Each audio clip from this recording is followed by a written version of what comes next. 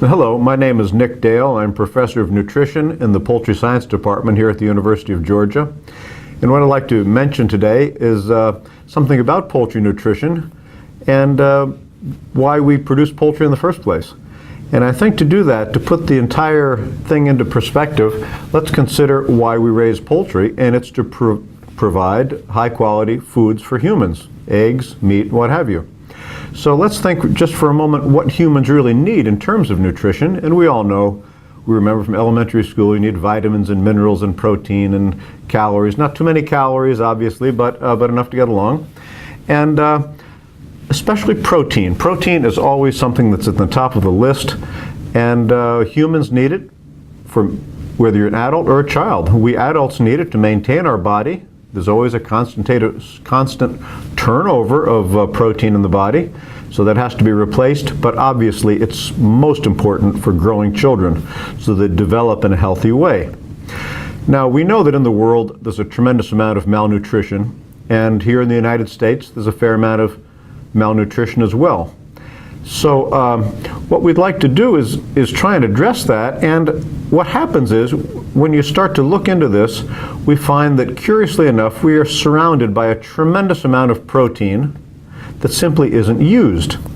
For one reason or another, we don't eat that protein, but it's there. It's surrounding us. So I'd like to just discuss briefly what some of these proteins are. One, DDGS, that's sort of a new one really. Dried distillers grains and solubles. You've noticed at the gas station when you get all that, all the ethanol it's mentioned on all the gas pumps. Where does that come from? By fermenting corn. And what's left over after the fermentation process are the solids. Here it is. It's about 28% protein, but who eats it? I certainly don't. I don't think you do.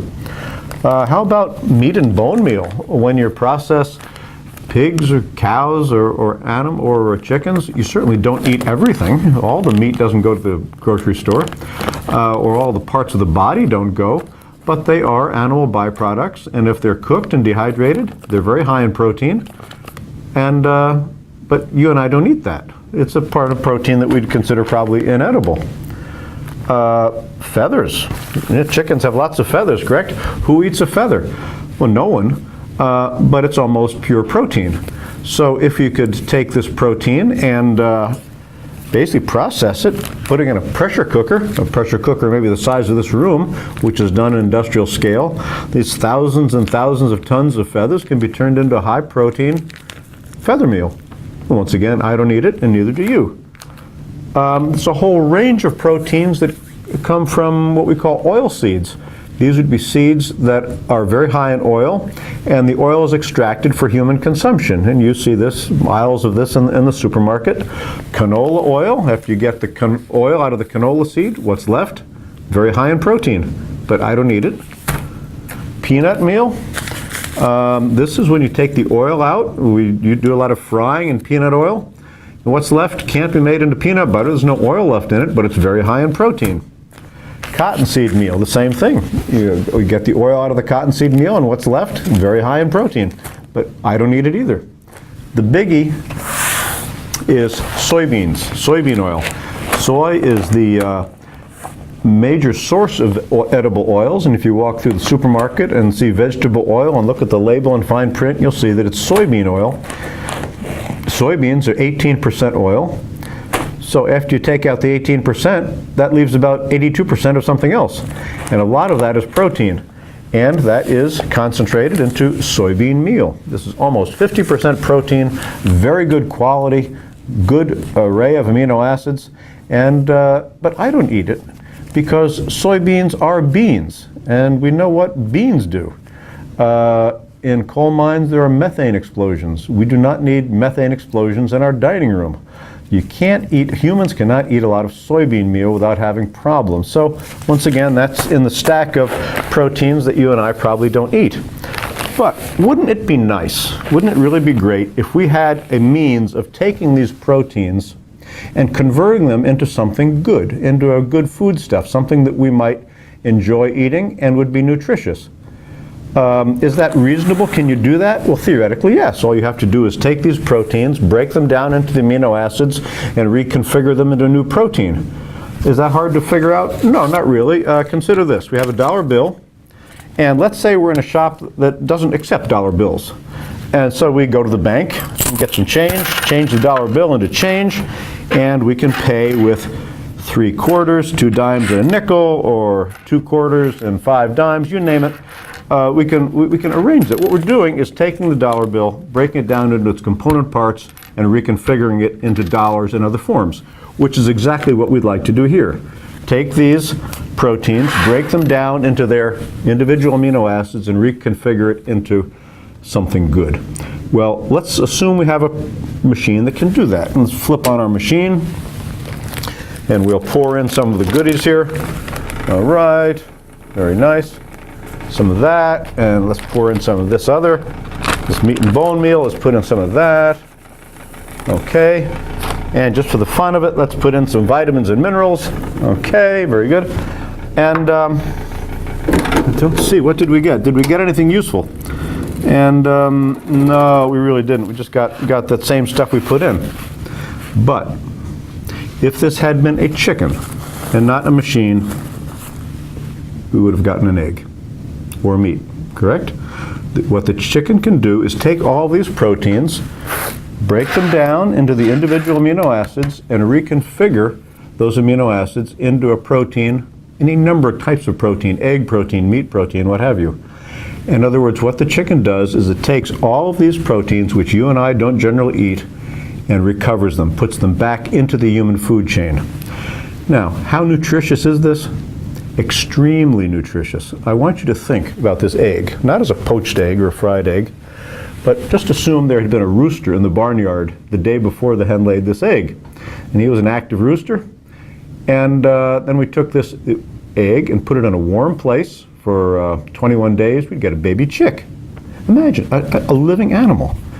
If it's a living animal, it has to have everything you need for life. It has to have every vitamin, every mineral, it has to have every amino acid, from protein, it has to have energy to walk around the table. The little chick would be doing that out of one egg. So obviously, if we can take that egg and give that to a child, that child is in much better condition. The nutrition is far better than if the child had been malnourished. I want to show you a newspaper headline from a country I frequent. Happened to notice this in the paper one day. It says, translating from Spanish, 68% of children in public schools don't eat breakfast. That's pretty grim. Now just imagine what would happen if this child had a few just scraps of bread, but added an egg to that child's breakfast. You would now get an egg sandwich, and that is a great way for a child to start the day. We have protein, energy, vitamins. So that's basically what we can do with poultry. We can recover tremendous quantities of protein and get it back into the human food chain. And when I say tremendous quantities, we're talking about numbers that boggle the mind. On a worldwide basis, if we were to take all of these recoverable proteins, we're talking something in the neighborhood, and this is admittedly a back of envelope calculation that I made, about 220 billion pounds per year. That comes out to about 30 pounds per human of recoverable protein. And that is very, very, very important. It makes us feel good about what we do. Now, I should mention that in addition to recovering all that protein, there's also an energy component we have to take into account. Had our machine worked, it was using electricity. The chicken obviously doesn't run on electricity, but some energy is needed for this biological transformation. And where does the energy come from? Well, a lot of it comes from corn, but also we have other recoverable sources of energy. Yellow grease, for example. This, yesterday, may have been used to make French fries in McDonald's, but they have to change the grease quite frequently to keep a good fresh taste. Nothing wrong with it. And yesterday it was used to fry French fries for folks. So we can use that. A lot of energy in fats, obviously. And, but this is my favorite, to tell you the truth. Cookie meal, full of calories. Why would you have cookie meal? Well, just think, we no longer have these tiny, small, mom and pop neighborhood bakeries like in the old days. You have huge factories, and whenever there are huge factories, there's always a certain amount of leftover, or errors, the chocolate chip cookies that get put in the Fig Newton package, things of that nature. And all that is waste. That all is considered waste. But waste, let's think about it. This is waste, but waste made out of ingredients, flour, shortening, that were perfectly acceptable for human consumption.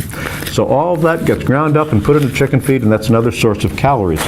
So just to sum up, what we do in poultry is look for recoverable proteins, put them together in such a way that produces a good balanced diet, and the chicken takes that protein and puts it back into the human food chain. And we have to feel pretty good about that. How did you get into poultry nutrition? I got into poultry nutrition in sort of a roundabout way. I was actually a Latin American history major as an undergraduate, wound up in the Peace Corps in Latin America, and just saw that working in agriculture and food production would be a very meaningful life. And so when I got out of the Peace Corps, came back to the States and started to study agriculture, wound up in poultry, and eventually wound up in nutrition, an area which I've really, really enjoyed.